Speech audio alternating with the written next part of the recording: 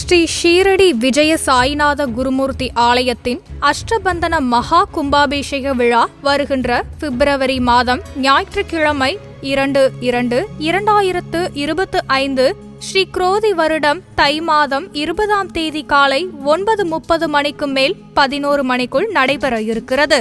ஸ்ரீ சாய்நாதருக்கு ஆலயம் அமைத்து பிரதான மூர்த்தி பாபா மற்றும் பக்தர்கள் இடையூறு நீக்கி இன்புற்று இருக்க ஸ்ரீ விநாயக பெருமானும் சகல நன்மைகள் தரும் ஸ்ரீ பாலகிருஷ்ண மூர்த்தியும் ஸ்ரீ மகாலட்சுமி தாயாரும் பிரதிஷ்டை செய்து ஸ்ரீ சாய்நாதர் திருவருள் துணை கொண்டு நூதன ஆலய மகா கும்பாபிஷேக விழா நடைபெற உள்ளது. இதில் நன்கொடைகளும் வரவேற்கப்படுகின்றன. வங்கி கணக்கு விவரம் டிஸ்கிரிப்ஷனில் உள்ளது. இடம் வேதா கார்டன், ஈஸ்வரன் கோவில் பின்புறம், மாமண்டூர் கிராமம், மதுராந்தகம் தாலுகா, செங்கல்பட்டு மாவட்டம். அனைவரும் வருக. ஸ்ரீ ஷீரடி சாய் அருள் பெருக. தை பிறந்தால் வழி பிறக்கும் அப்படிங்கும்போது தை மாசம் வர்ற ஒரு அமாவாசையில நம்ம முன்னோர்களை வழிபடுறதுனால உங்களுக்கு எந்த தோஷமா இருந்தாலும் சரி, நீங்க வருஷத்துக்கு ஒரு முறையாவது அவங்களுக்கு திதி கொடுக்கணும் அப்படிங்கிறது ஐதீகம். சாபம், பிரேத சாபம், முன்னோர்கள் சாபம், இந்த மாதிரி விஷயங்கள்ல குலதெய்வ சாபம் கூட இருக்கு. இந்த மாதிரி சாபங்கள் எல்லாம் பாத்தீங்கன்னா நம்மளை வாழவே விடாது. வீட்டில் இந்த மாதிரி தர்ப்பணம் கொடுக்கலாமா? கண்டிப்பாக கொடுக்கக்கூடாது. ஏன்னா ஓடுற நதிகளில் எதுக்காக சூஸ் பண்ணுறாங்க, ஒரே இடத்துலயே அப்படி நீர்நிலையில் நின்னா கஷ்டம் தாங்க அதிகமாக வருமே தவிர அதனால ஒரு பிரயோஜனமும் கிடையாது. அகால மரணம் அடைந்துட்டாங்க அப்படின்னா அவங்களுக்கு எப்படி தர்ப்பணம் கொடுக்கணும்? தர்ப்பணம் அப்படிங்கிறது இறந்து போனவர்களுக்காக நம்ம கொடுக்கறது. இதில் வேறுபாடு எல்லாம் கிடையாது. மற்றபடி தர்ப்பணம் அப்படிங்கிறது இறந்து போன எல்லாருக்குமே கொடுக்கறது பொதுவான விஷயம் தான். ஆதன் ஆன்மீகம் நேயர்களுக்கு வணக்கம். நான் உங்கள் விஜய் பிரியா. ஆன்மீகம் தொடர்பான சந்தேகங்களுக்கு நம்ம ஒவ்வொரு நாளும் தீர்வு கொடுத்துட்டு இருக்கோம். புதிய முக்கிய நிகழ்வுகளை உடனடியாக தெரிஞ்சுக்கணும் அப்படின்னு நினச்சிங்கன்னா ஆதன் செயலியை டவுன்லோட் பண்ணுங்கள். அதற்கான லிங்க் வீடியோக்கு கீழே டிஸ்கிரிப்ஷனில் கொடுத்துருக்கோம். ஸோ இந்த நிகழ்ச்சியில் நம்ம கூட யார் இணைஞ்சிருக்காங்க அப்படின்னு பார்த்தீங்கன்னா பிரசன்ன ஜோதிடர் சுதா அவர்கள் தான் நம்ம கூட இருக்காங்க. ஸோ அவங்கக்கிட்ட நிறைய விஷயங்கள் நம்ம கேட்டு தெரிஞ்சுக்கலாம். வணக்கம் மேம். வணக்கம். எப்படி இருக்கிறீங்க? நல்லா இருக்கேன். நீங்கள் எப்படி இருக்கீங்க? ரொம்ப நல்லா இருக்கேன் மேம்.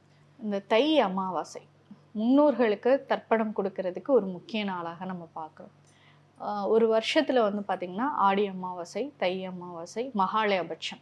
ஸோ இந்த அமாவாசைகள் எல்லாம் முன்னோர்களுக்கான ஒரு முக்கிய திதி கொடுக்கக்கூடிய ஒரு நாளாக நம்ம பார்க்குறோம். இந்த தை அமாவாசை எவ்வளோ ஸ்பெஷல்? தை அமாவாசை அப்படிங்கிறது தை பிறந்தால் வழி பிறக்கும் அப்படின்னு சொல்லுவாங்க முன்னோர்கள் இல்லையா? ஸோ மற்ற எல்லா அமாவாசையை விட ஏன் இந்த தை மாதத்துக்கு அப்படி ஒரு சிறப்புனா, நம்மளோட தமிழர்களோட படைப்பையும் அரிசியும் பருப்பையும் தமிழர்களோட முதல் மாதமா எல்லாருக்குமே தெரிஞ்ச விஷயம். தை மாசம் தை பிறந்தால் வழி பிறக்கும் அப்படிங்கும்போது தை மாசம் வர்ற ஒரு அமாவாசையில நம்ம முன்னோர்களை வழிபடுறதுனால உங்களுக்கு எந்த தோஷமா இருந்தாலும் சரி, பிரேத தோஷம்பாங்க, முன்னோர்கள் சாபம்பாங்க, இந்த மாதிரி விஷயங்கள்லாம் இருக்கு இல்லையா? இந்த மாதிரி விஷயங்கள் வராமல் இருக்கணும் அப்படின்னா நீங்கள் வருஷத்துக்கு ஒரு முறையாவது அவங்களுக்கு திதி கொடுக்கணும் அப்படிங்கிறது ஐதீகம். எனக்கு அவங்க இப்போ நிறைய பேர் பார்த்தீங்கன்னா தற்கொலை பண்ணிட்டு இருந்திருப்பாங்க, அகால மரணம் அடைஞ்சிருப்பாங்க, விபத்துகள் நடந்திருக்கும். ஏதோ ஒரு விஷயத்தால நம்ம சொல்ற மனவேதையில அவங்க போய் தற்கொலை பண்ணியிருப்பாங்க. முன்னோர்கள் அந்த பாவத்தெல்லாம் நிறைய செஞ்சிருக்காங்க. இப்ப நிறைய பேர் ஜாதகத்தை பாத்தீங்கன்னா முன்னோர்கள் சாபம், பிரேத சாபம், அந்த சாபம், இந்த சாபம்ட்டு எல்லாமே இருக்கு. பட் இது எல்லாமே எதனாலனா ஒரு இறந்து போனவங்களுக்கு சரியான மரியாதை கொடுக்கல. அதுதான் இப்ப இந்த இறந்து போனவர்களுடைய சாபம் இவங்களுக்கு இந்த ஜாதகக்காரருக்கு இருக்கு அப்படிங்கறது ஜாதக கட்டை பார்த்து எப்படி தெரிஞ்சுக்கிறது? 9ஆம் அதிபதி வச்சு தெரிஞ்சுப்பாங்க. ஸோ 9ஆம் அதிபதியில தீய கிரகங்களோ இல்ல மாந்தியோ இந்த மாதிரி ராகுவோ இந்த மாதிரி விஷயங்கள்லாம் இருக்கும்போது இவங்களுக்கு ஒரு பிரச்சனை இருக்கு அப்படிங்கிற முன்னோர்களால இந்த பிரச்சனை இருக்கு. பெண் சாபம் இருக்கு, கேள்விப்பட்டிருப்பீங்க. பெண் சாபம், பிரேத சாபம், முன்னோர்கள் சாபம், இந்த மாதிரி விஷயங்கள்ல குலதெய்வ சாபம் கூட இருக்கு. சரிங்களா? அது 9ஆம் இடம் 5ஆம் இடம் 9ஆம் இடம் இந்த மாதிரி விஷயத்த 5ஆம் இடம் பார்க்கும்போது மேக்சிமம் தெரிஞ்சிடும். 5ஆம் இடமே பார்க்கும்போது ஸோ இந்த மாதிரி சாபங்கள் எல்லாம் பார்த்தீங்கன்னா நம்மளை வாழவே விடாது. அந்த குடும்பத்துல இருக்கிற பெண்களையோ இல்ல ஆண்களோ கல்யாணம் 2 கல்யாணம் ஆகிறது, கல்யாணம் ஆகி குழந்தை இல்லாம இருக்கிறது, ஆண்களால பெண்கள் துன்பப்படுறது, பெண்களால ஆண்கள் துன்பப்படுறதுன்னு பார்த்தீங்கன்னா இது எல்லாமே சாபத்தினாலதான். இந்த சாபமெல்லாம் நிவர்த்தி ஆகணும். எனக்கு என்னன்னே தெரியல, ஏன் இப்படி நடக்குது அப்படின்னா, உங்களோட முன்னோர்கள் வழியில யாராவது இறந்துருப்பாங்க, அவங்கள கேட்டு தெரிஞ்சுக்கிட்டு யார் இறந்தாங்க, எப்படி இறந்தாங்க அப்படின்னு கேட்டு அவங்களுக்கு முக்கியமா அவங்களுக்கு நீங்க அன்னைக்கு தை அமாவாசை அன்னைக்கு திதி கொடுத்தீங்க அப்படின்னா அவங்க வந்து கண்டிப்பா மனசுக்குள்ள இருவாங்க. இன்னொரு விஷயம் பாத்தீங்கன்னா தற்கொலை, அகால மரணம் இதெல்லாம் அடையிறவங்க என்ன ஆவாங்கன்னா மேலோகம் எல்லாம் போவே முடியாது. என்னோட ஆயுசு முடியாம நீங்க வந்து இப்ப நான் தற்கொலை முயற்சி எடுக்கிறேன், நான் இறந்துடுறேன். ஆனா எனக்கு வந்து அங்க 54 வயசு வரைக்கும் டைம் இருக்கு. நான் 24 வயசுலயே இறந்துடுறேன். அப்ப நான் மேல்லோகத்துக்கு போனா போக மாட்டேன், சேர்த்திக்க மாட்டாங்க. இங்கதான் சுத்திட்டு இருப்பேன். ஓகே, இங்கதான் இப்ப நம்ம உங்களெல்லாம் நல்லாவே பார்க்க முடியும். நம்மளோட குடும்பம் என்ன நடக்குது, நம்ம இல்லாம கஷ்டப்படுறாங்க, கூடவே தான் இருப்பாங்க. நீங்க எப்பேர் இது ஒரு சாமிஜிட்டே கேளுங்க, யார்கிட்ட வேணா கேளுங்க, நம்ம வந்து நம்ம ஆயுசு முடியாம நம்ம மேல போக முடியாது. அதுதான் ஐதீகம். அப்போ 24 வயசுலயே நான் சாகும்போது நான் 56 வயசுல தான் மேல போக முடியும். அப்ப அது வரைக்கும் உங்க வீட்டுல என்ன நடக்குது, ஏது நடக்குது, நான் பெத்து போட்ட பிள்ளைங்க வந்து கஷ்டப்படுறாங்களே, நம்ம அவசரப்பட்டு செத்துட்டோமே, செத்ததுக்கு அப்புறமும் உங்களுக்கு நரகமா தான் இருக்கும். நீங்க என்னால வாழ முடியல, எனக்கு நரகமா இருக்குன்னு நீங்க செத்துடுறீங்க ஈஸியா. ஆனா செத்ததுக்கு அப்புறமும் அந்த விஷயத்த நீங்க இல்லாம அந்த குடும்பம் எவ்வளவு கஷ்டப்படுதுன்னு பாக்குறதும் உங்களுக்கு ஒரு நரகமா தான் இருக்கும். நீங்க இறந்தாலுமே நிம்மதியா இருக்க முடியாது. அதனால இந்த தற்கொலை பண்றது இதெல்லாமே பாத்தீங்கன்னா இந்த மாதிரி விளைவுகளை தான் கொண்டு போய் கொடுக்கும். ஓகே, இப்போ இந்த தை அமாவாசைக்கு வந்து எந்த மாதிரியான விரத முறைகள், முன்னோர்களுக்கு நம்ம தர்ப்பணம் கொடுக்கறதுனால அவங்களுடைய ஆத்மா வந்து சாந்தி அடையும்ங்கிற மாதிரி ஏதாவது விஷயங்களை ஃபாலோ பண்ணலாமா? ஸோ ஒவ்வொரு அமாவாசைக்குமே பாத்தீங்கன்னா நம்ம வீட்டுக்கு இறந்தவங்க வருவாங்க. அன்னைக்கு கோலம் போடக்கூடாது, காகங்களா வருவாங்க. ஆமா, காகங்களா வருவாங்க. ஏதாவது சாப்பாடு வச்சிருக்கீங்களான்னு பார்க்க வருவாங்க, நமக்கு சாமி கும்பிட்டீங்களான்னு பார்க்க வருவாங்க. என்ன பண்ணுவாங்கன்னா மேல்லோகத்துல உன்னை சார்ந்தவங்க, உன்னோட சொந்த பந்தங்கள் உங்களை கும்பிடுறாங்களா அப்படிங்கிறது ஒரு கணக்கு இருக்கும். கும்பிடுறது, எள்ளு தண்ணி வைக்கிறது, இல்லை ஒரு நெய்வேத்தியம் வைக்கிறது, படைக்கிறது, இது எல்லாமே பார்த்தீங்கன்னா அவங்க அந்த அந்த ஒரு நாள் தான் அவங்க நம்ம பூலோகத்துக்கு வந்து நம்ம என்ன பண்ணுறோங்கிறது பார்ப்பாங்க. அன்னைக்கு நம்ம எதுவுமே பண்ணலை அப்படின்னா இவனெல்லாம் பெற்று என்னதுக்கு பிரயோஜனம், அவங்களே நமக்கு சாபம் விட்டு போயிடுவாங்க. ஸோ அந்த சாபம் தான் முன்னோர்கள் சாபமாக நமக்கு வருது. உங்களால் முடியுதோ இல்லையோ, என்னால் இவ்வளோதான்ப்பா முடியும்னு ஒரு படத்தை வச்சு நீ என்ன சாயிறையோ சாப்பாடு அதை வச்சு கும்பிட முடியாது அவங்கள. நீ இப்படிதான் கும்பிடலாம் அர்ஜென்ட் அவசியம் கிடையாது. நீ அவங்க உயிரோடு இருக்கும்போது என்ன சாப்பாடு போட்ட அதே சாப்பாடே ஒரு இலையில போட்டு தண்ணி வச்சு என்னால இவ்வளவுதான் சாமி முடியும் வந்து சாப்பிட்டு போ நீங்க கூப்பிட்டீங்கன்னா வருவாங்க, முன்னோர்கள் வருவாங்க. வர்ற அன்னைக்கு அவங்களுக்கு செஞ்சு வைங்க, அமாவாசைக்கு அம்மா செஞ்சு வைங்க. அமாவாசைக்கு அம்மா செய்ய முடியலப்பா, அதுக்குதான் இந்த தை அமாவாசை, மகாலய அமாவாசை, ஆடி அமாவாசை, இந்த மாதிரி அமாவாசை வந்து நமக்கு வந்து திதி கொடுத்த ஒரு அற்புதமான விஷயம்னு சொல்லலாம். ஓகே, இப்போ இந்த நிறைய பேர் வந்து பாத்தீங்கன்னா இந்த அமாவாசை திதிகளை வந்து தர்ப்பணம் கொடுக்கறது வந்து நீர்நிலைகள்ல வந்து செய்யறது வந்து வழக்கமா வச்சிருக்கோம். ஓடுற நதிகளிலேயோ இல்லைன்னா ஆறுகள்லையோ கடற்கரைகள்லையோ வந்து செய்யறது வழக்கம். வீட்டுல வந்து இந்த மாதிரி தர்ப்பணம் கொடுக்கலாமா? கண்டிப்பா கொடுக்கக்கூடாது. ஏன்னா ஓடுற நதிகள்ல எதுக்காக சூஸ் பண்றாங்க, அந்த அந்த நம்மளோட கோரிக்கையை ஒரே இடத்துல தேங்கி நின்றக்கூடாது. ப்ளஸ் பார்த்தீங்கன்னா நம்ம கொடுக்குறது அவங்கள போய் சேரணும். ஒரே இடத்துலயே அப்படி நீர்நிலையில நின்னா கஷ்டம்தாங்க அதிகமாக வருமே தவிர அதனால ஒரு பிரயோஜனமும் கிடையாது. இப்போ காசிலே பார்த்தீங்கன்னா ஓடுற நீர், அதில் தான் மோட்ச தீபம் ஏற்றுறாங்க. ஆமாம், அது வந்து நம்ம போய் சேர்ற இடமும் நம்ம பார்க்க போகிறது இல்லை, ஆனால் அது போய் சேருதுன்ற ஒரு நம்பிக்கையில நம்ம பண்ணுறோம். ஸோ ஓடுற நீரில் நம்மளோட தோஷங்கள் அனைத்துமே நிவர்த்தி ஆகும். இன்னைக்கு நமக்கு ஒரு அந்த காலத்துலலாம் பார்த்தீங்கன்னா ஒரு தோஷத்துக்கு ஏதோ ஒரு பரிகாரம் செய்வாங்க, அது ஓடுற தண்ணியில தான் கொண்டு போய் விட சொல்லுவாங்க. ஏன்னா அது ஓடிடும், அது வந்து தண்ணியில கரைஞ்சு காணாமலே போயிடும். நம்மளோட கஷ்டங்களும் சரி அது மாதிரிதான், அந்த தண்ணியில ஓடி கரைஞ்சு காணாம போறதுக்காக தான் அந்த விஷயங்கள் பண்றது. ஸோ நமக்கு வந்து முன்னோர்களை வந்து சாபம் இருக்குது, முன்னோர்களால நமக்கு வந்து நிறைய பிரச்சனை, நம்ம ஸ்ட்ரகிள்ஸ் அனுபவிக்கிறோம். இறந்தவங்க அடிக்கடி கனவுல வர்றாங்க, சில பேர் கனவுல வருவாங்க, இறந்தவங்க அடிக்கடி கனவுல வருவாங்க, பேசாம போறது, முதுகு திருப்பிட்டு போறது, இந்த மாதிரி எல்லாம் பண்ணுவாங்க. சில பேர் வந்து அழுவாங்க. அந்த மாதிரி அழுவுறாங்க அப்படின்னா அவங்களுக்கு உண்டான திதியவோ அவங்களுக்கு உண்டான அந்த தோஷத்தையோ நம்ம விளக்கல, அவங்களை இன்னும் மேல் லோகத்துல சேர்த்திக்கலன்னு அர்த்தம். ஸோ அதுக்கு அவங்க என்னைக்கு இறந்தாங்க அப்படிங்கிறத முதல் கொண்டு தெரிஞ்சுக்கிட்டு அன்னைக்கு பண்ண முடியலைனாலும் இந்த தை அமாவாசையில வந்து நீங்க யார் இறந்திருந்தாலும் சரி, முன்னோர்கள் யார் இறந்திருந்தாலும் சரி, 10 வருஷத்துக்கு முன்னாடி, 20 வருஷத்துக்கு முன்னாடி, 50 வருஷத்துக்கு முன்னாடி இறந்திருந்தாலும் சரி, நீங்க வந்து தாராளமா தர்ப்பணம் கொடுக்கறது மூலமா இந்த சாப நிவர்த்தி ஆகும். மேம், இப்போ இயற்கை மரணம் அடைஞ்சவங்களுக்கு அவங்களுக்கு ஒரு மாதிரி திதி கொடுக்கணும். அதே மாதிரி இந்த வீட்டில் நம்மளோட முன்னோர்கள் வந்து அகால மரணம் அடைஞ்சிருக்காங்க, இல்லை இப்போ இந்த ரீசெண்டாக யாரோ ஒருத்தவங்க அகால மரணம் அடைந்துட்டாங்க அப்படின்னா அவங்களுக்கு எப்படி தர்ப்பணம் கொடுக்கணும்? தர்ப்பணம் கொடுக்குற விதிகள் வந்து மாறுபடுமா? அப்படிலாம் கிடையாது. வந்து தர்ப்பணம் அப்படிங்கிறது இறந்து போனவர்களுக்காக நம்ம கொடுக்கறது. அகால மரணம் அடைஞ்சிட்டாங்க அப்படின்னா அந்த குருக்கள் இருக்காங்க இல்லையா, நமக்கு சாங்கியம் செய்யக்கூடிய அவங்க கிட்ட சொன்னோம் அப்படின்னா அவங்களுக்கு எப்படி பண்ணோம் அப்படிங்கிற முறையை அவங்க சொல்லுவாங்க. மற்றபடி தர்ப்பணம் அப்படிங்கிறது இறந்து போனவங்களுக்காக நம்ம கொடுக்கறது தான். ஓகே, சரிங்களா? ஸோ அதில் வந்து வேறுபாடு எல்லாம் கிடையாது. ஒவ்வொருத்தருக்கும் அதுக்குண்டான விஷயங்கள் வந்து அந்த குருக்கள்கிட்ட சொல்லும்போது அதுக்குண்டான பூஜை வழிமுறைகள் தான் மாறுபடுமே தவிர ஓகே, மற்றபடி தர்ப்பணம் அப்படிங்கிறது இறந்து போன எல்லாருக்குமே கொடுக்கறது பொதுவான விஷயம் தான். ஓகே. இந்த தர்ப்பணம் கொடுக்கறதுல வந்து காகம் சாப்பிடணும் அப்படிங்கிற ஒரு விஷயம் இருக்கு. நாங்க தர்ப்பணம் வந்து கொடுக்குறோம், மாசம் மாசம் அமாவாசை நாங்க வந்து செய்றோம், காகம் வந்து சாப்பிடல அப்படிங்கிற ஒரு விஷயம் வந்து பாக்குறாங்க. அதே மாதிரி பெண்கள் வந்து தர்ப்பணம் கொடுக்க கூடாது அப்படிங்கிற ஒரு விஷயமும் சொல்றாங்க. இது ரெண்டையும் நீங்க எப்படி பாக்குறீங்க?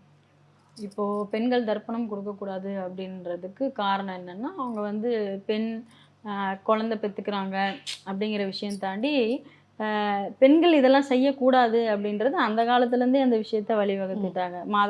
மாதவிடாய் எடுத்துக்கிட்டிங்கன்னா கோயிலுக்கு போகக்கூடாது, பெண்கள் வந்து கொல்லி வைக்கக்கூடாது, பெண்கள் வந்து தர்ப்பணம் பண்ணக்கூடாது அப்படிங்கிறது அவங்களா ஒரு விஷயம். இப்போ ஆண்கள் பிறக்காத வீட்டில் பெண்கள் மட்டும்தான் இருப்பாங்க. அப்போ யார் கொடுக்கறது அப்படின்னா அவங்களோட மருமகன் கொடுக்கணும் அப்படிங்கிறது ஒரு ஐதீகம் இருக்கு. பட் அவங்க பண்ணக்கூடாதா அப்படின்னு கேட்டால் பண்ணலாம். என்னன்னா ஒரு ஆண் செய்யக்கூடியதை ஒரு பெண் செய்யக்கூடாது அப்படிங்கிறது அவங்களா கட்டமைப்பு பண்ணிக்கிட்டாங்க. செய்யக்கூடாதுலாம் கிடையாது, செய்யலாம். பட் எல்லாருமே அதை வந்து எதிர்க்கிறாங்க, அவ்வளோதான். கண்டிப்பாக அதை எதிர்க்கிறாங்க, அவ்வளோதான் விஷயம். பட் தர்ப்பணம் இன்னொரு விஷயம் என்ன கேட்டீங்க?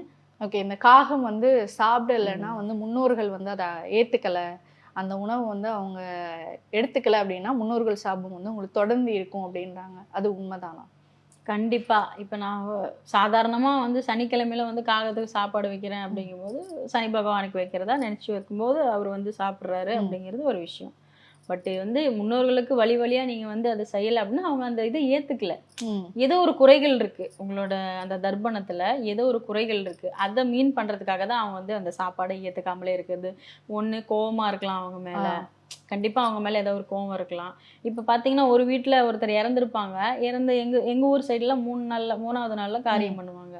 அப்போது சாப்பாடு வைப்பாங்க. சாப்பாடு வைக்கும்போது தனக்கு பிடித்தமானவர்கள் வைக்கும்போது உடனே வந்து அந்த சாப்பாடு எடுத்துப்பாங்க. எனக்கு ஒன்று பிடிக்கல அப்படின்னா அந்த சாப்பாடு நீங்கள் அன்றைக்கி ஃபுல்லாக வச்சுருந்தாலுமே எடுக்க மாட்டாங்க. ஸோ அவங்களுக்கு பிடித்தமானவர்கள் ஏற்றுக்கொள்ளும் போது அந்த முன்னோர்கள் வந்து அதை ஏற்றுக்கிறாங்க. நான் உன்னை திட்டேன்பா, நீ சாகர தருவாயில் நான் உன்னை திட்டேன், பயங்கரமாக திட்டேன், நீ எல்லாம் ஏன். இப்போ நிறைய பேர் பெட் ரெஸ்ட்டில் இருக்கிறவங்கள இதெல்லாம் என்னைக்கு சாகுமே தெரியல அப்படின்னு மனசுக்குள்ளே நினச்சாலே அது வந்து கண்டிப்பாக அவங்களுக்கு தெரியும். நம்மளை ஒரு சுமையாக நினைக்கிறாங்களே, சுமையாக நினச்சி தானே நம்மளை வந்து நினச்சிட்டு இருந்தாங்க இத்தனை நாள். இப்போ இவங்க சாப்பாடு வச்சு நம்ம ஏற்றுக்கணுமா அப்படின்ற மாதிரி அவங்க கோவத்திலே இருக்காங்க. நீங்கள் வந்து ஒரே விஷயம்தான், மனசார அழுது தெரியாமல் பண்ணிட்டேன் மன்னிச்சிருங்க. இறந்து போன முன்னோர்கள் கடவுளுக்கு சமம் தானே. கண்டிப்பா. ஸோ நம்ம பிள்ளை அழுவுதுங்கும் போது அவங்களால தாங்க முடியாது. நீங்கள் ஒரு தடவை மன்னிப்பு கேட்டு நீங்கள் சாப்பாடு வைங்க, கண்டிப்பாக அவங்க ஏற்றுக்கலைன்னா பேசிக்கலாமே. ஓகே, இப்போ இந்த நீங்கள் 5வது இடமும் 9வது இடமும் வந்து அசுப கிரகங்கள் இருந்துச்சு அப்படின்னா முன்னோர்களுடைய சாபம் வந்து இருக்குது அப்படின்னு. இப்போ அந்த அறிகுறிகள் வீட்டில் இருந்துச்சுனாலும் முன்னோர்களுடைய சாபம் இல்லை பிரேதங்களுடைய சாபம் இருக்குது அப்படிங்கிறத தெரிஞ்சுக்கலாமா? பிரேத சாபம் வந்து பார்த்தீங்கன்னா எதனால் வருது தெரியுங்களா? இப்போ இறந்த உடனே அவங்கள பற்றி தவறாக பேசுகிறாங்க இல்லையா, இவன் கிடக்குறான், இவன்லாம் எப்படி ஆனான் தெரியுமா அப்படிங்கிற மாதிரி பேசுவாங்க. அவன் நல்லவனோ கெட்டவனோ அது நமக்கு தேவையில்லை. ஆனால் உயிரோடு இருக்கும்போது நீங்கள் என்ன வேணால் பேசலாம், ஆனால் இறந்ததுக்கு அப்புறம் பேசக்கூடாது. அதுதான் உங்களுக்கு சாபமாக மாறும், பிரேத சாபமாக மாறும். அவன் கெட்டவனா கூட இருக்கட்டும், 100% அவன் கெட்டவனா இருக்கட்டும், ஆனால் இறந்து போனதுக்கு அப்புறம் அவனை பற்றி பேசக்கூடாது. ஒருத்தர் நம்ம ஒரே விஷயம்தான், முன்னாடி பேசுறதை விட்டு பின்னாடி பேசுறவங்களுக்கு கண்டிப்பா வந்து கெட்டவங்கன்னு தான் சொல்லுவாங்க. தைரியமா இருந்தா முன்னாடி பேசு, முன்னாடி விட்டு பின்னாடி பேசக்கூடாதுன்னு உயிரோட இருக்கிற மனுஷனே சொல்லும் போது அப்ப அந்த பிணமாகப்பட்டது அங்கதான் இருக்கும். இறந்த உடனே அந்த ஆத்மா பாத்தீங்கன்னா அங்கதான் இருக்கும். அப்ப நீ அவனை பத்தி அவதூறா பேசுனீன்னா இறந்த உடனே அந்த ஆத்மாவுக்கு வேற மாதிரி சக்தி வந்துடும். அப்ப என்னை பத்தி இவன் சொல்லிட்டான்ல, அப்ப இவ்வளவு நாள் என்னை பத்தி இப்படிதான் நினைச்சிருப்பானா அப்படின்னு அது வேற மாதிரி நினைக்கும். ஸோ அதுதான் நமக்கு சாபமா வருது. ஸோ அதனாலதான் இறந்து போனவர்கள் முன்னாடியோ இறந்து போன இடத்துலயோ இருந்துகிட்டு அவங்கள பத்தி தவறா பேசக்கூடாது. ஓகே, என்ன மாதிரியான அறிகுறிகள் இருக்கும் வீட்டுல? இப்ப இவங்களோட பிரேதாத்மா சாபம் இருக்கு அப்படின்னா என்ன மாதிரியான அறிகுறிகள் வீட்டுல தென்படும்? வீட்டுல வந்து தென்படும் பாத்தீங்கன்னா, நீங்க நல்ல ஒரு விஷயத்துக்கு கிளம்புறீங்க அப்படின்னா கிளம்ப முடியாது. திருமணம் பாத்தீங்கன்னா அவங்க வீட்டுல சுப நிகழ்ச்சிகள் நடக்கும்போது ஏதோ ஒரு சண்டையில முடியும், ஏதோ ஒரு பிரச்சனை வரும். அடிக்கடி பிணங்கள் வந்து இப்போ நம்ம வெளியில போகும்போது காரியம் நடக்கிற ஒரு விஷயத்தையோ இடத்தையோ அடிக்கடி பார்ப்போம். காரியம் நடக்குது இல்லையா, அந்த விஷயத்த பார்ப்போம். ஆனா பிணங்களை பார்க்கறது நல்ல விஷயம் தான். ஆனா நம்ம பார்க்கறது பார்த்தீங்கன்னா காரியம் நடக்கிறத பார்ப்போம், அபசகுணமான சில விஷயங்கள் பார்ப்போம். தலைவிரி கோலத்துல பெண்கள் வந்து இப்போ நம்ம வெளியில எங்கேயா கிளம்புறோம் அப்படின்னா தலைவிரி கோலத்துல ஏன் இருக்கக்கூடாதுன்னா அது வந்து ஒரு அபசகுணமான விஷயம். அப்ப அதை பார்த்துட்டு போகும்போது அந்த விஷயம் நடக்காது. ஸோ அந்த மாதிரி சில அபசகுணமான விஷயங்கள் நடக்கிறது, அடிக்கடி வீட்டுல பெரியவங்களுக்கு உடம்பு சரியில்லாம போறது, இல்ல நமக்கே உடம்பு சரியில்லாம போறது, ஒரு நிம்மதி இல்லாம வீட்டுல தூக்கமே இல்லாம இருக்கிறது, இடத்தோட சாபம் இருக்கிறது, எனக்கு ஒரு இடம் வாங்கிட்டோமா அந்த இடத்த விற்கவே முடியல அப்படிங்கிறது, அந்த ஒரு வீட்டுல சொந்த வீட்டுல இருந்தா இருக்க முடியாத நிலைமை, இதெல்லாமே பாத்தீங்கன்னா பிரேத சாபத்தோட. இதை நிவர்த்தி செய்யறதுக்கு ஏதாவது பரிகாரம் பண்ண முடியுமா? நிவர்த்தி செய்யணும் அப்படின்னா இப்போ இறந்து போனவங்க அனாதை பிணங்கள்லாம் இருக்கு இல்லையா, அவங்களுக்கு நம்ம வந்து எடுத்து அடக்கம் பண்ணலாம். ஓகே, இது எத்தனை நாள் செய்யணும் அப்படிங்கிறது அப்படிலாம் கிடையாது. இப்போ இதுதான் விஷயம் தெரிஞ்சிச்சு அப்படின்னா, இப்ப அனாதை பிணங்கள்லாம் எத்தனையோ பேர் இருக்காங்க, ஜிஹெச்ல இருக்காங்க, இதுக்கு ஒரு குழுவே இருக்காங்க அனாதை பிணங்கள்லாம் இருக்கிறவங்க. ஸோ உங்களால என்ன முடியுமோ அவங்க அந்த கடைசி கால காரியத்தை செய்யற வரைக்கும் அவங்க கூட இருந்து அந்த விஷயத்த நம்மளால முடிந்த பண உதவியா இருந்தாலும் சரி, இல்ல உங்களால அதை சுமந்துட்டு போய் ஏதாவது பண்ண முடியும் அந்த மாதிரி ஹெல்ப் பண்ண முடியும்னாலும் சரி, ஸோ நீங்க அந்த மாதிரி பண்ணும்போது அது வந்து நிவர்த்தி ஆகும். ஓகே, இந்த முன்னோர்களுடைய சாபம் அப்படின்னு சொன்னா வீட்டுல வந்து எந்தெந்த சுப நிகழ்ச்சிகளும் நடக்காது, குலதெய்வத்தினுடைய அருள் வந்து உங்களுக்கு பரிபூர்ணமாக கிடைக்காது அப்படின்லாம் சொல்றாங்க. அதை நிவர்த்தி பண்றதுக்கு ஏதாவது பரிகாரங்கள் செய்ய முடியுமா?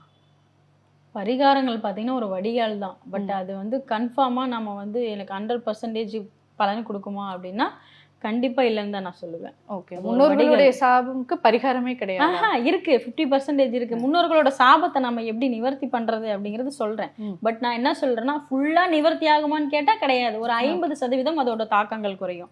முன்னோர்கள் சாபம் எதனால வந்துச்சு அப்படின்னா முன்னோர்களை மதிக்காம இருந்திருக்கலாம், இல்ல முன்னோர்களுக்கு நாம ஏதாவது தீங்கு விளைவிச்சிருக்கலாம். ஸோ அந்த மாதிரி விஷயங்களால முன்னோர்கள் சாபம் வரும். இவெல்லாம் நல்லாவே இருக்கக்கூடாதுரா அப்படின்னு நம்மளுக்கு சாபம் விட்டு போவாங்க முன்னோர்கள். இப்போ அம்மாவே படுத்துக்கிட்டாங்க, மகன் வந்து சிரமப்படுவான், என்னடா இது அப்படிங்கிற மாதிரி, இருக்கவும் மாட்டேங்குது போகவும் மாட்டேங்குது, இதை வேற ஒரு பக்கம் பார்த்துக்கிட்டு இருக்கோம் அப்படிங்கிற மாதிரி ஒரு அவங்களுக்கு மன கஷ்டத்தை கூடிய சுச்சுவேஷன் அவங்க கொண்டு வந்திருப்பாங்க. கண்டிப்பா மன நொந்து இறந்துருப்பாங்க. ஸோ அதுதான் நமக்கு முன்னோர்கள் சாபமா வந்து வாய்க்கிறது. ஸோ அது எப்படின்னா இதுக்கு மேல வர்ற வம்சாவளிகளை தன்னோட அம்மாவை எப்படி மதிக்கணும், தன்னோட அப்பாவை எப்படி மதிக்கணும், முன்னோர்களுக்கு எப்படி கும்பிடணும், எப்படி அவங்கள மரியாதையா நடத்தணும் அப்படின்னு சொல்லி கொடுத்தாலே போதும். ஓகே, இதுவே பரிகாரம். இது முன்னோர்கள்லாம் பெரியவங்களை பார்த்தா ஆசீர்வாதம் வாங்குறது, பெரியவங்க இருக்காங்க இல்லையா அவங்கள பார்த்தா ஆசீர்வாதம் வாங்குறது, இதெல்லாமே பண்ணலாம். முன்னோர்களை படைச்சு இந்த மாதிரி தை அமாவாசை இந்த மாதிரி விஷயங்கும் போது அவங்கள கும்பிட்டு மன்னிப்பு கேட்டு குடும்பத்தோடு சேர்த்து மன்னிப்பு கேட்டு, நாங்கள் ஏதாவது தெரிஞ்சோ தெரியாமலோ பண்ணியிருப்போம், எங்களோட முன்னோர்கள் செஞ்சதுக்கும் நாங்கள் ஒன்றும் பண்ண முடியாது, தயவு செய்து எங்களுக்கு இதை நிவர்த்தி பண்ணி கொடுங்க அப்படின்னு மனசார நம்ம கெஞ்சி ஒருத்தர்கிட்ட வந்து கேட்கறத விட மனசார புலம்பி என்னால முடியல இதுக்கு மேல என்ன யார் என்ன பண்ணிட்டு போனாங்க, இப்ப பாத்தீங்கன்னா இவங்க செஞ்சுட்டு போனாங்க அந்த சாபம் தான் உங்களை சுத்துது அப்படிம்பாங்க. ஸோ அதுக்கு என்ன வடிகால், அது எதை மூலியமா நம்ம பாதிக்கப்பட்டோமோ அதை சரி செய்யணும். ஸோ முன்னோர்களால நமக்கு சாபம் இருந்துச்சா அந்த முன்னோர்களை மதிங்க, பெரியவங்களை மதிங்க, அவங்கள பார்க்கும்போது காலில் விழுந்து ஆசீர்வாதம் வாங்குங்க. உங்களால முடிஞ்சா இந்த ரோட்டோரமா இருக்காங்க இல்லையா, கண்டிப்பா பெரியவங்கள்லாம் வந்து அவங்களுக்கு நல்ல உணவா கொடுங்க. இந்த தயிர் சாதம், தக்காளி சாதம், வெஜிடபிள் பிரியாணி இதெல்லாம் தயவு செய்து அவாய்ட் பண்ணிடுங்க. அது எல்லா இடத்துலயும் கிடைக்கிறதா. வடை பாயசத்தோட சாப்பாடு கொடுங்க. ஒரு 5 பேருக்கு கொடுத்தாலும் சரி, நீங்க வடை பாயசத்தோட சாப்பாடு கொடுங்க, மனசு நிறையும் அவங்களுக்கு. இப்போ வெறும் சாப்பாடை சாப்பிட்றதுக்கும் குழம்பு ரசம் பொரியல் கூட்டு பாயசம் சாப்பிடும் போதும் அவங்களுக்கு ஆசையா இருக்கும்ல. எல்லாருமே கொடுக்குற மாதிரி நம்ம கொடுக்காம வித்தியாசமா கொடுப்போம், அவங்க மனசு நிறைய வைப்போம். உங்களால் முடிஞ்சால் அவங்களுக்கு ஒரு சேலை துணிமணி எடுத்து கொடுங்க, ஒரு செப்பல் வாங்கி கொடுங்க, வயசானவங்களுக்கு ஒரு குடை வாங்கி கொடுங்க. ஸோ ரோட்டோரமாக இருக்கிறவங்களுக்கு ஹெல்ப் பண்ணுங்க. முடியாதவங்களுக்கு ஹெல்ப் பண்ணுறது தான் முன்னோர்கள் சாபம் நம்மளுக்கு நிவர்த்தி ஆகும். கண்டிப்பாக வாழ்த்து மட்டும்தாங்க, அந்த புண்ணியம் மட்டும்தான் நமக்கு அந்த சாபத்தை நிவர்த்தி பண்ணும். சொல்லப்போனால் நீங்கள் கேட்குறீங்களா அந்த சாபம் எப்படி நிவர்த்தி ஆகும் அப்படின்னு, ஒருத்தரோட வாழ்த்து, முன்னோர்களோட வாழ்த்து, பெரியவங்களோட வாழ்த்து, எனக்கு இதை நான் இதை செய்யறேன், நீ பிரதிபலன் பார்க்காம நீங்க செய்யுங்க, உங்களுக்கு இப்படின்னு தெரிஞ்சிருச்சா, சரி இதுதான் தவறா, இதுதான் தவறு பண்ணியிருக்கமா, சரி ஓகே நம்மளால முடிஞ்சது, நான் ஒரு 100 ரூபா சம்பாதிக்கிறேன்னா 10 ரூபா மற்றவங்களுக்காக செலவு பண்ணுங்க, தானம் பண்ணுங்க, அன்னதானம் பண்ணுங்க, சரிங்களா. அதுதான் உங்களுக்கு வடிகாலே தவிர மற்றபடி எந்த கோயில் போய் நீங்க எந்த பரிகாரம் பண்ணாலும் சாமி ஏத்துக்காது. கண்டிப்பா. இப்போ நம்ம சாமிக்கு அபிஷேகம் பண்ணுறோம் இது பண்ணுறோம் அப்படின்னா அது வந்து சாமி ஏற்றுக்கும், இல்லைன்னா நான் சொல்லலை. பட் 100% பார்த்தீங்கன்னா நம்ம இல்லாதவங்களுக்கு உதவி பண்ணும்போது கண்டிப்பாக அந்த கடவுளே ஏற்றுக்குவார். அது ஃபுல் அண்ட் ஃபுல் 100% ஏற்றுக்குவார். அவனுக்கே முடியலான்னு அவனே செய்கிறான் பாரு அப்படிங்கிற புண்ணியம் தான் நம்ம குழந்தைங்களை கொண்டு போகும். ஸோ அதனால் நம்ம எவ்வளோ சம்பாதிக்கிறோமோ அதில் இப்போ ஒரு 10% நீங்கள் பார்த்தீங்கன்னா இல்லாதவங்களுக்கு செய்யுங்க. அதுதான் உங்களுக்கு எந்த சாபமே, நீங்கள் இப்போ இத்தனை சாபம் சொன்னல, இந்த இத்தனை சாபமே நிறைவேறுது இல்லாதவங்களுக்கு நம்ம உதவி செய்கிறது. கண்டிப்பா. இத்தனை சாபமே நிவர்த்தி ஆகணும். நான் கோயிலுக்கே போகக்கூடாதான்னு எனக்கு நிவர்த்தி ஆகணும், பரிகாரமே பண்ணக்கூடாது எனக்கு நிவர்த்தி ஆகணும், எனக்கு முன்னோர்கள் சாபமோ இல்லை பிரேத சாபமோ எல்லாமே நிவர்த்தி ஆகணும்ப்பா எனக்கு இதில் அப்படின்னா நீங்கள் தாராளமாக முடியாதவங்களுக்கு ஹெல்ப் பண்ணலாம். கண்டிப்பாக உங்களோட எந்த சாபமாக இருந்தாலும் இதில் வந்து நிவர்த்தி ஆகிடும். அவங்க நம்மளை வாழ்த்துவாங்க, நல்லா இருக்கணும் சாமி நீ அப்படின்னு வாழ்த்தும் போது அந்த வாழ்த்தே நம்மளை வந்து மேலே கொண்டு போயிடும். Okay ma'am. ஸோ நிறைய விஷயங்கள் சொன்னீங்க. ஸோ முக்கியமாக இந்த தை அமாவாசை பற்றி ரொம்ப ஸ்பெஷலான விரிவான விளக்கம் எங்களுக்காக கொடுத்துருந்தீங்க. மிக்க நன்றி. நன்றி.